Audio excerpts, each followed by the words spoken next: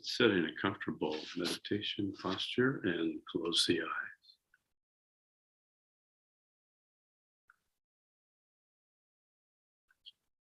Put our attention on the silence that's always there deep in the mind. Connect with that silence. Become the silence.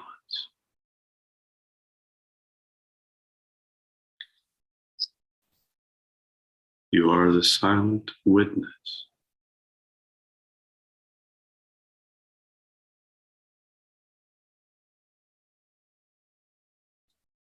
From the perspective of the silent witness now,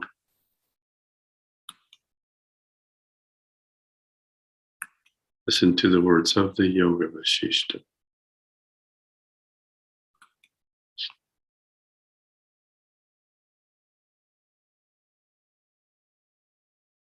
Book 4, Chapter 10, continuing with verse 67.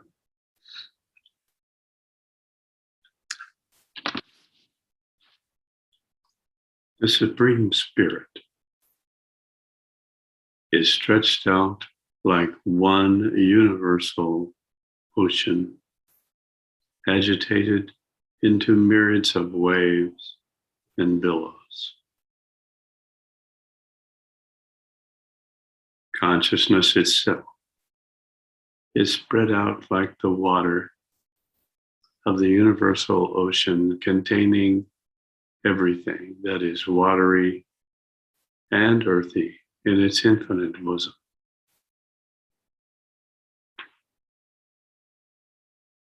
All who appear as Brahma, Vishnu, and Shiva,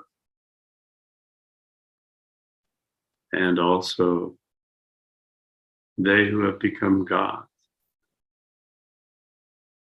and those who are called men and male creatures, are all like the waves of the sea raised spontaneously by the underlying spirit.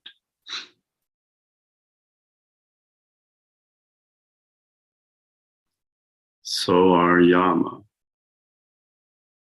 Indra, the sun, fire, Kubera, another god.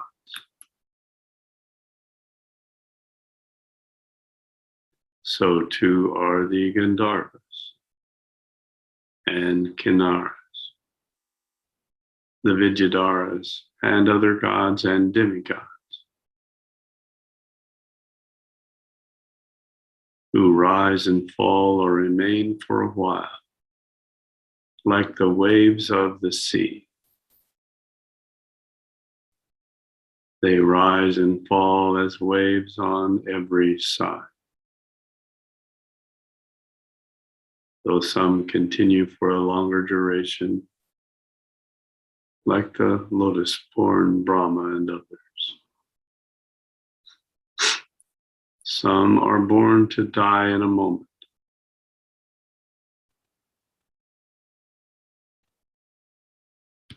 like petty gods and men. Others are dead almost as soon as they are born, like insects and some worms. Worms and insects, gnats and flies, and serpents and huge snakes rise in the great ocean of the divine spirit, like drops of water scattered about by waves of the sea.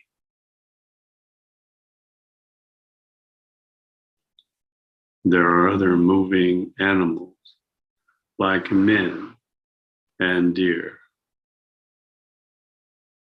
and vultures and jackals, that are produced on land and mountains, in woods and forests, and in marshy grounds. Some are long-lived and others live for a short time.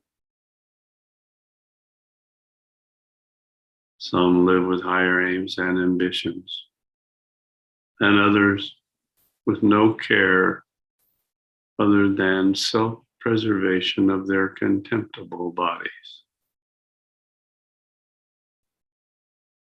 Some think of their stability in this world of dreams, and others are betrayed by their false hope of the stability of worldly affairs, which are quite unstable. Some, subject to penury and poverty, have little to effect in their lives. They always torment themselves with thoughts that they are poor, miserable, weak, and ignorant. Some were born as trees, and others have become like gods and demigods. Some are furnished with moving bodies, and others are dissolved like water in the sea. Some are no less durable than many kalpas, and others return to the Supreme Spirit by the moonlike purity of their souls. All things have risen from the ocean-like spirit of Brahma, like its moving undulations. The mind is everyone's intellectual consciousness.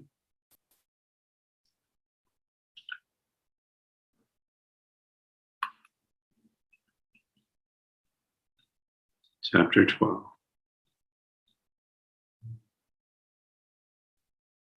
Yama on the mistake of individual consciousness. Different levels of awareness. Yama said, the consciousness of gods, demigods, and men as distinct beings is quite wrong, because they are in no way distinct from the infinite ocean of divine spirit, of which they are all like undulations. Our false conceptions make us distinguish between ourselves and the Supreme Soul. The thought of being separate and apart from the Supreme Spirit is the cause of our degradation from our pristine holiness and the image of God, which man has made at first and was infused with his Holy Spirit. Remaining within the depth of the divine spirit, yet thinking ourselves to live without it, is the cause of keeping us in darkness on the surface of the earth. Our consciousness of ourselves as Brahma, beings spoiled by the various thoughts in our minds, becomes the root of our activities, while the pure consciousness of I am is free from all actions and energy. The inner desire of the heart and mind becomes the seed of earthly actions, which sprouts forth in thorny plants, like a karanja, a handful of which fills the ground with thick weeds.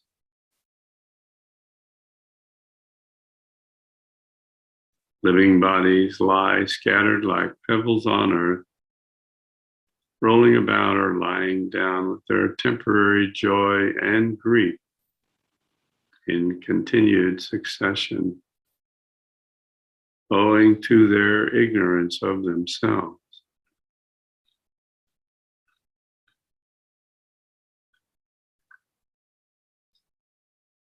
From the highest heaven of Brahma down to the lowest deep, there is a constant undulation of the divine spirit, like the vibration of the wind,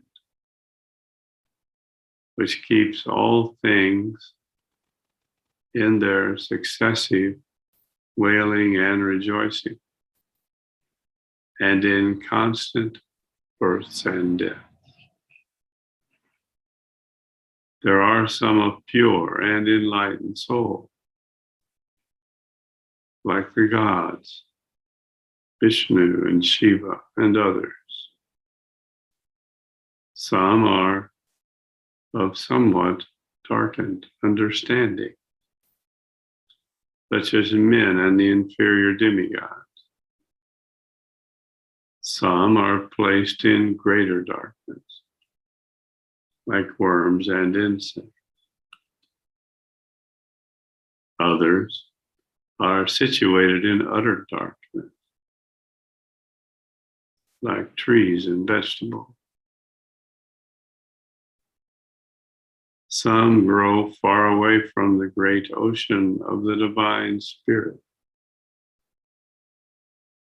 like the grass and weeds of the earth that are ever degraded, owing to their being the emblems of sin. Others, like dull stones and hideous snakes, are barred from elevation. Some have come to only being with their body, and they do not know that death, like a mouse burrowing a house, has been undermining the fabric of their body. Some have gone through the ocean of divine knowledge and become like gods in their living body, like Brahma, Vishnu, and Shiva.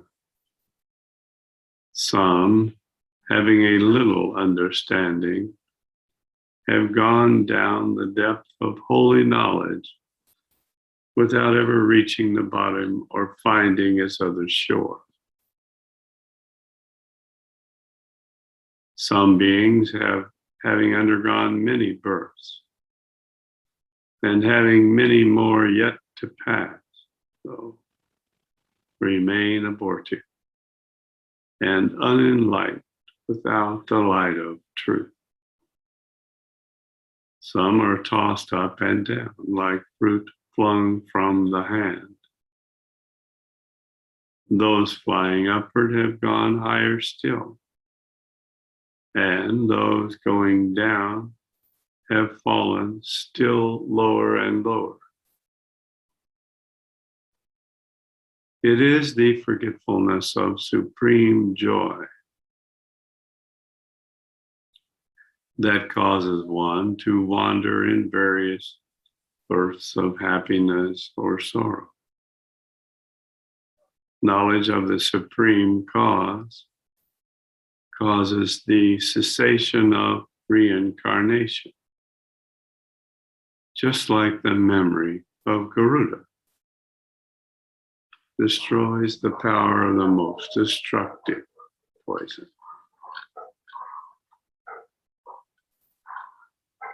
Chapter 13.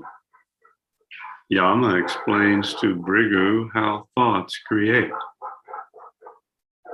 They go to Shukra.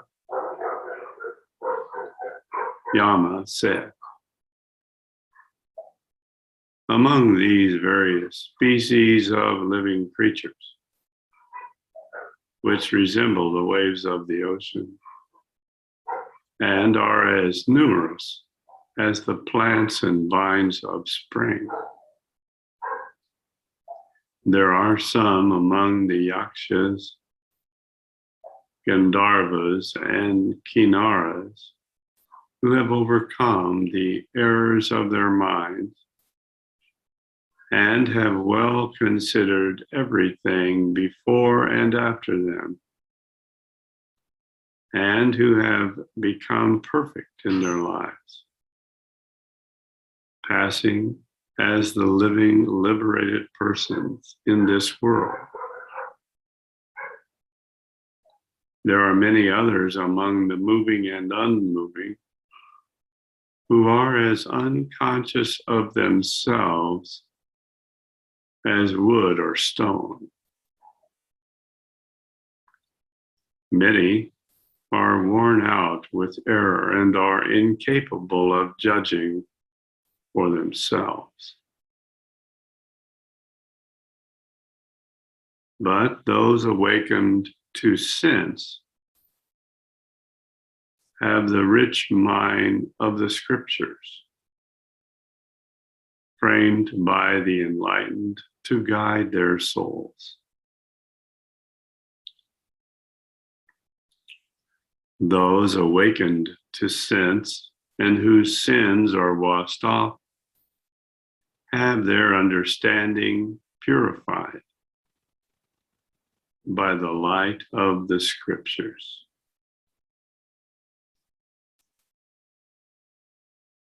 The study of good works destroys the errors of the mind, just as the course of the sun in the sky destroys the darkness of the night.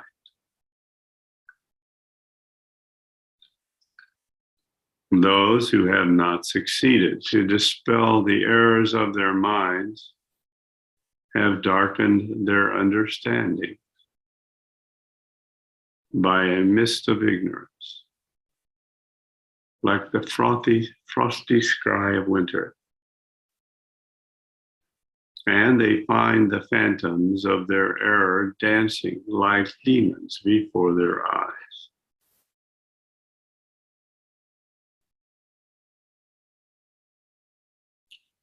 All living bodies are subject to pain and pleasure.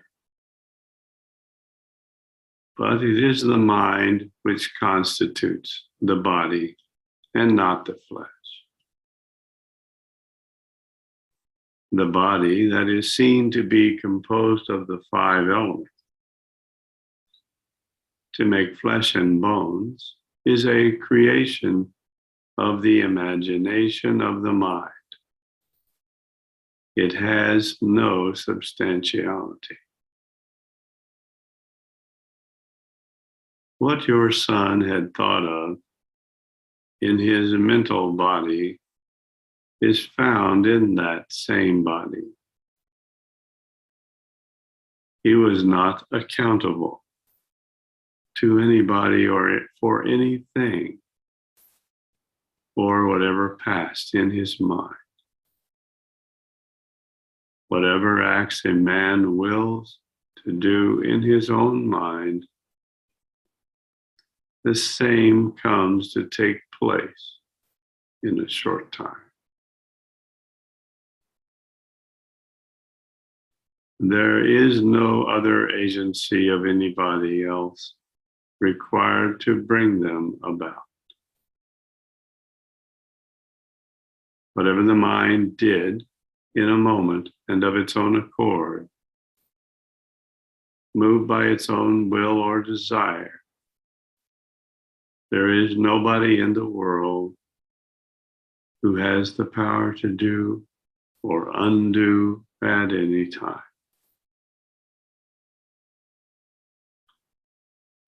The suffering of the torments of hell, the enjoyments of heavenly bliss, and the thoughts of birth and death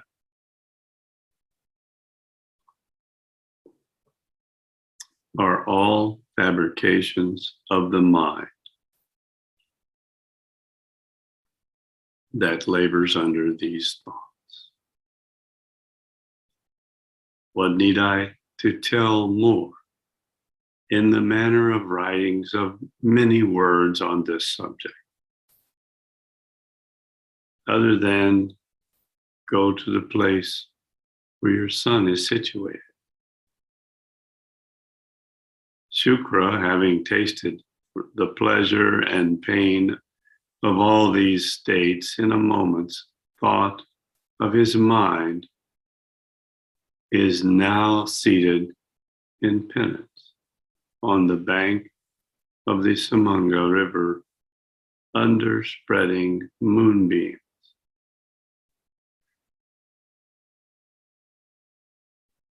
His vital breath, having fled from his heart, became like a moonbeam, sparkling in a dewdrop, and entered the uterus in the form of virile semen. Vashishta speaking. Saying so, the Lord of Death smiled to think of the course of nature, and taking hold of Bhrigu's hand in his own, they departed together like the sun and moon.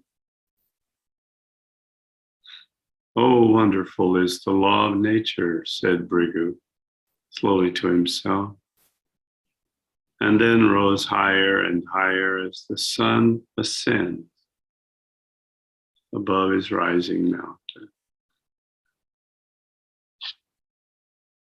With their luminous bodies, they arrived at the spot of the Samanga River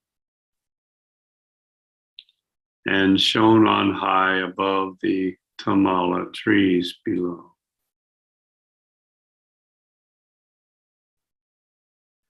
Their simultaneous rising in the clear sky made them appear like the sun rising with the full moon over a cloudy horizon. Valmiki said, as the Muni Vasishta was describing these things, the sun went down his setting mountain, and the day departed to its evening service. The court broke with mutual salutations to perform their evening rites and observations, after which they joined the assembly at the dawn of the next day.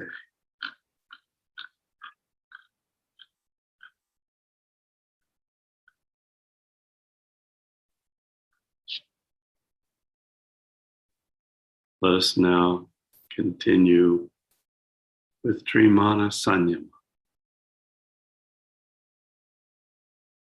on the Esoteric Mahamantra.